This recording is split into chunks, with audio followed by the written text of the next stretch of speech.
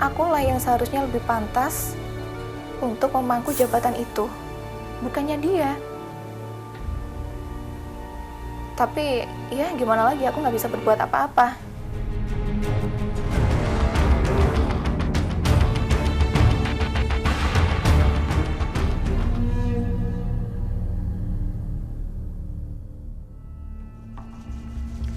Pemirsa, kami telah menerima ribuan kisah dalam pengakuantelarang.com. Kali ini kami akan menceritakan sebuah pengakuan dari seseorang, sebut saja namanya Diana. Dia adalah seorang wanita karir yang sukses.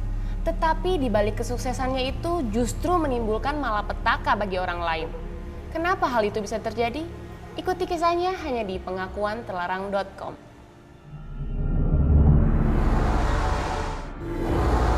Umurku 35 tahun. Sekarang aku bekerja di sebuah biro periklanan ternama di sebuah kota. Di kantor, aku orang yang cukup penting.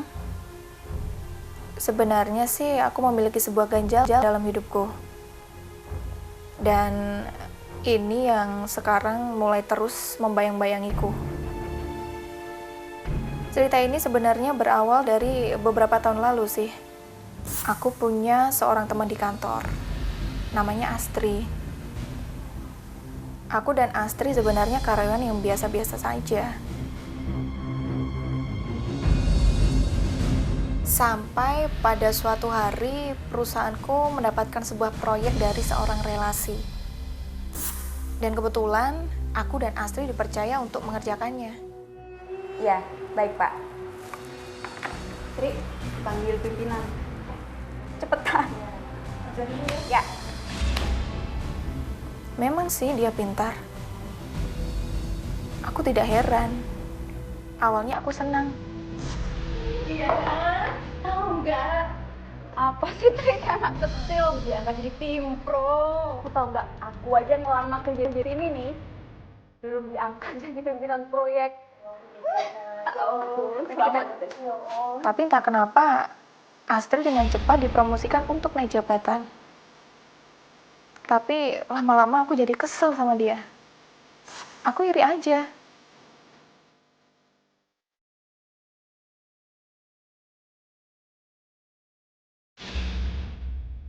Aku rasa akulah yang seharusnya lebih pantas untuk memangku jabatan itu, bukannya dia. Tapi ya gimana lagi, aku nggak bisa berbuat apa-apa. Kayaknya pikiranku tuh udah gimana ya, aku sekilas aja punya pikiran yang kotor.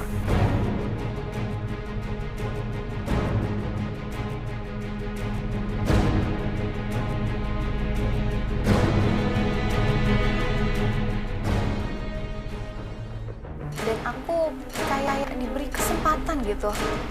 Saya dengan Ibu Astri, Pak. Iya. Baik, Pak. Ya. Astri, kita dipanggil pimpinan sekarang. Yuk. Hari ini proyek kita sudah turun dan saya berharap kalian berdua yang akan menjalankan, terutama Astri yang bertanggung jawab terhadap proyek ini. Kamu Diana, tolong bantu dia, ya. Saya berharap saya titipkan proyek ini kalian kerjakan dengan baik dan membawa nama besar perusahaan kita. Kalian harus benar-benar serius, ya, dan laksanakan tugas ini supaya bisa maju perusahaan kita. Aku tahu caraku itu memang kotor. Aku sangat curang gitu bahkan. Jadi kita dapat proyek untuk pembangunan mega mall. Nah, pasti besar nih dananya. Jadi aku minta tolong kamu untuk menghitungkan budgetnya. Aku harus menghalalkan segala cara kan demi sebuah jabatan. Toh juga saling menjegal dalam sebuah pekerjaan yang bagiku tidak sangat lumrah banget.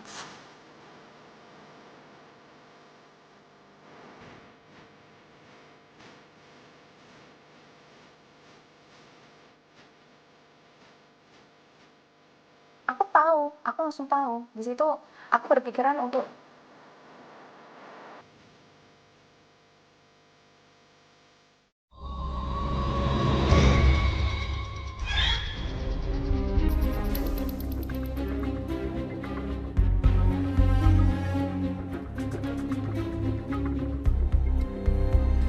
Persahabat adalah tempat berbagi suka dan duka.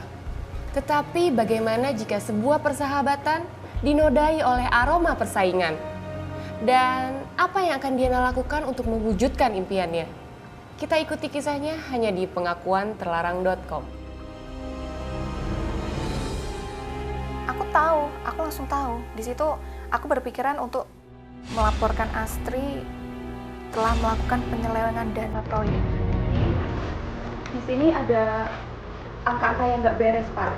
Ini menurut saya markup pembengkakan biaya besar-besaran ini, Pak. Dan bisa merugikan perusahaan kita loh, Pak. Pada awalnya sih pimpinanku nggak percaya begitu saja. Tapi lagi-lagi dunia seperti berpihak pada aku gitu. Oke, ini. Astri panggil seterusnya. Ya. Sekarang. Ya.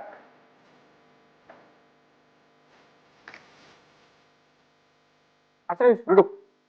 Dan jadilah si Astri dijadikan kambing hitam. Perusahaan rugi nih kalau seperti ini. Anggaran kamu buat mengada-ngada semua. Kamu marah data semua ini tentang anggaran ini. Maaf Pak, saya sebenarnya sudah melakukan tugas dengan baik Pak. Siapa bilang? Ini datanya semua nih. Ini siapa yang tangan semua ini? Saya. Kamu yang bertanggung jawab.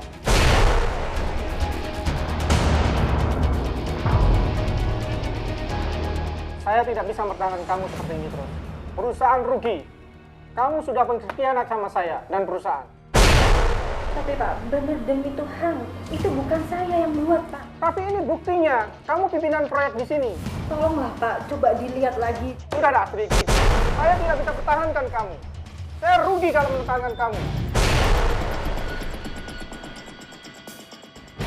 Dan akhirnya Astri dipecat dari kantorku. Kamu keluar aja dari ruangan saya.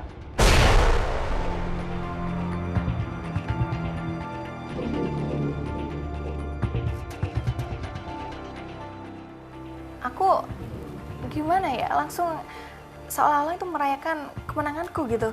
Langsung lega aja gitu rasanya begitu tahu, begitu dengar si Astri dipecat dari kantor. Tapi tiba-tiba aku ingat gitu sama Astri. Gimana gitu nasib Astri setelah dia dipecat dari kantor. Tapi kenapa juga sih aku peduliin dia gitu kan? Lagi pula dia kan pinter, gampang juga cari kerjaan lain. Toh juga masih ada suaminya kan? Kenapa aku harus repot-repot mikirin si Astri gitu? Toh sekarang aku udah merasa seneng. Aku seneng banget, aku merasa bahagia. Dan aku udah bisa merasakan apa yang Astri rasakan. Usahaku juga gak sia-sia gitu. Aku menikmati banget jabatanku yang saat ini. Dan sejak saat itu, aku tidak pernah ketemu lagi dan tidak pernah tahu lagi kabar Astri. Sampai pada suatu hari, aku seperti tersambar petir gitu di siang bolong. Aku bertemu Astri. Tapi tidak seperti yang kubayangkan gitu. Ternyata Astri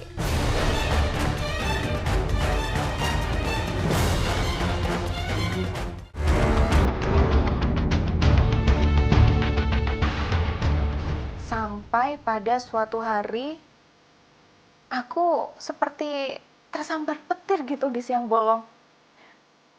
Aku bertemu Astri. Tapi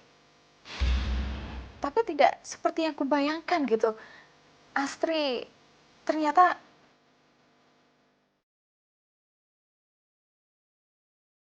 ada seorang anak kecil yang mengikuti Astri kemanapun.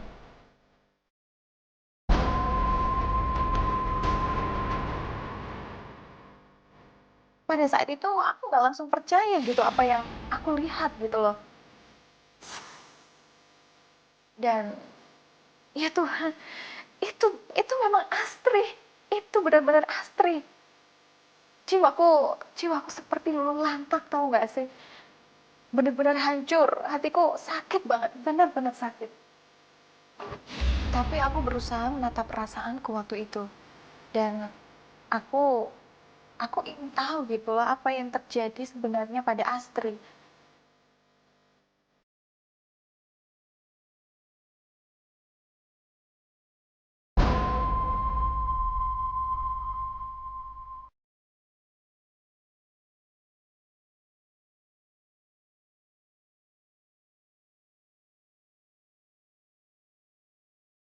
Dan di situ lagi-lagi aku dibuat shock. Ternyata setelah keluar dari kerjaan, ternyata Astri tuh berjualan asongan.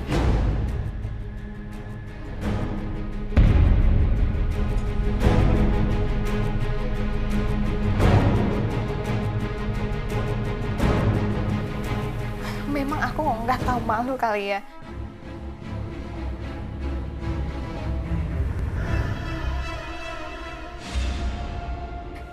Itu memang Astri. Itu benar-benar Astri. Benar-benar hancur. Hatiku sakit banget, benar-benar sakit.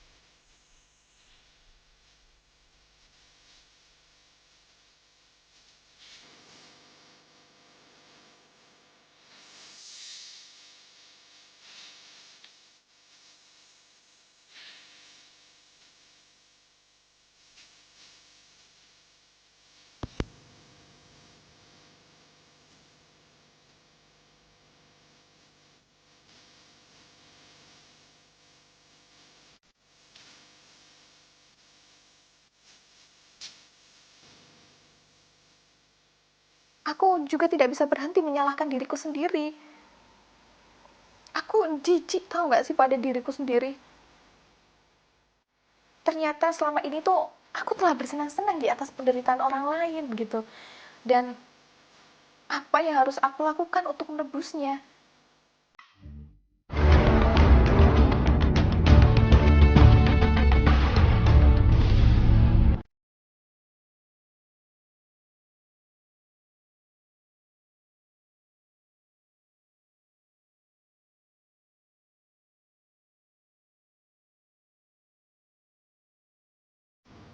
Ternyata kesengsaraan itu telah menyadarkan Diana bahwa apa yang dilakukannya di masa lalu telah menjerumuskan sahabatnya. Lalu apakah yang akan Diana lakukan? Sanggupkah Diana membebaskan sahabatnya dari penderitaan? Aku juga tidak bisa berhenti menyalahkan diriku sendiri. Aku jijik tau gak sih pada diriku sendiri. Ternyata selama ini tuh aku telah bersenang-senang di atas penderitaan orang lain gitu. Dan apa yang harus aku lakukan untuk menebusnya?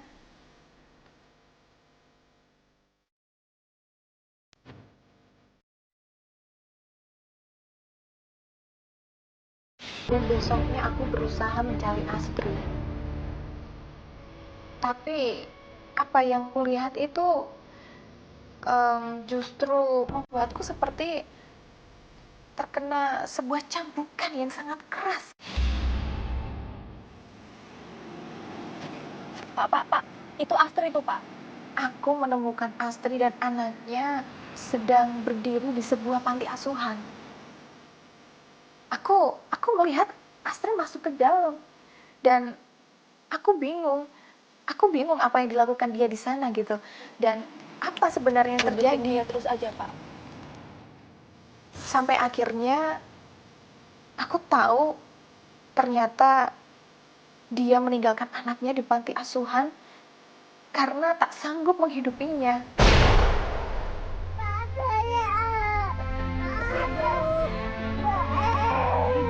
Saya minta tolong, Bu. Ini saya mau titip anak saya ke panti asuhan. Ya Tuhan, ternyata ternyata aku ini memang bukan manusia. Aku ini iblis. Aku telah menjahati seorang janda. Ya, makasih ya Bu ya. Dadah Dek. Dadah sayang. Iya. Dadah sayang. Oh, dadah.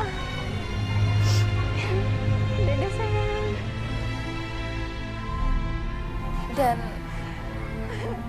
Dan ia harus menanggung semua perbuatanku. Di situ aku merasa hina sekali. Aku nangis. Aku malu. Aku malu karena jabatanku ternyata menyengsarakan temanku sendiri.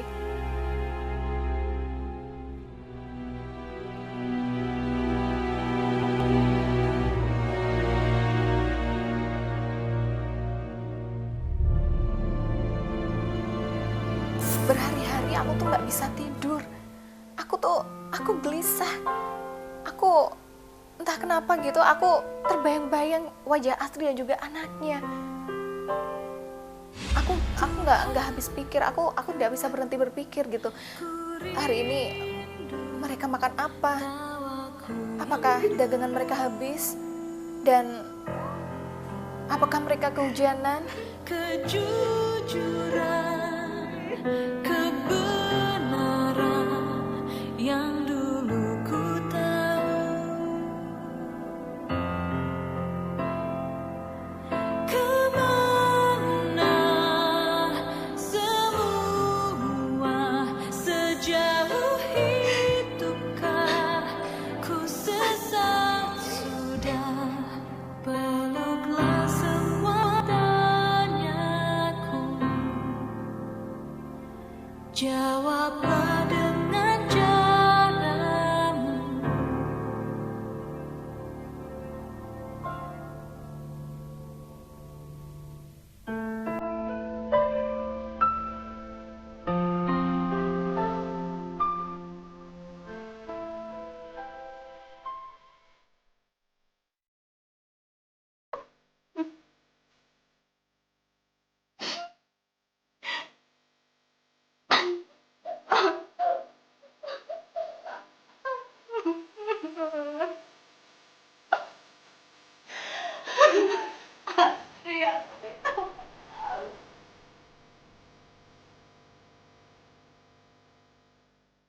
Ya Tuhan, sungguh aku merasa aku ini manusia yang paling keji. Lihatlah semua perbuatanku. Aku muak, aku hina, aku serakah. Orang yang kufitnah ternyata hidupnya malah justru makin sengsara. Dan Astrid tak pernah tahu kalau aku yang telah memfitnahnya. Aku malu sekali. Astrid! Akulah penyebab semuanya. Akulah penyebab hancurnya hidup temanku.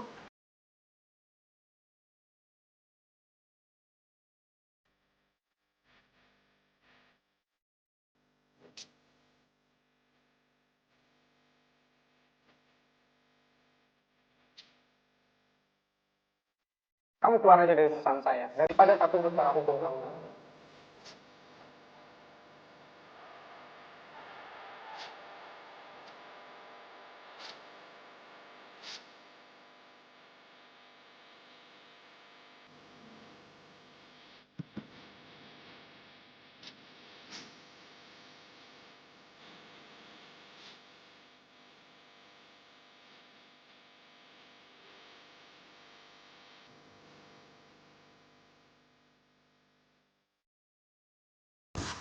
Dan di situ lagi-lagi aku dibuat shock.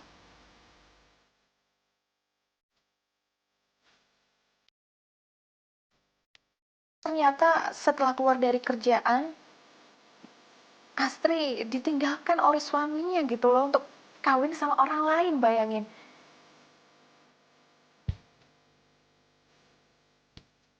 Apa yang harus kulakukan? Apa aku bisa menebus semua kesalahanku pada Astri? Aku bingung. Aku bingung banget. Tapi aku harus melakukan sesuatu. Mungkin aku harus berterus terang kepada pimpinanku dengan resiko aku dipecat dari pekerjaanku, atau aku harus diam saja dengan tetap menanggung rasa bersalah ini. Jika Anda ingin membantu Diana, kirimkan saran dan komentar Anda di pengakuanterlarang.com. Kalau Anda ingin berbagi pengalaman dan rahasia yang dianggap tabu, ungkapkan di pengakuanterlarang.com, di mana identitas Anda terjamin kerahasiaannya. Ingat, sebuah pengakuan merupakan awal.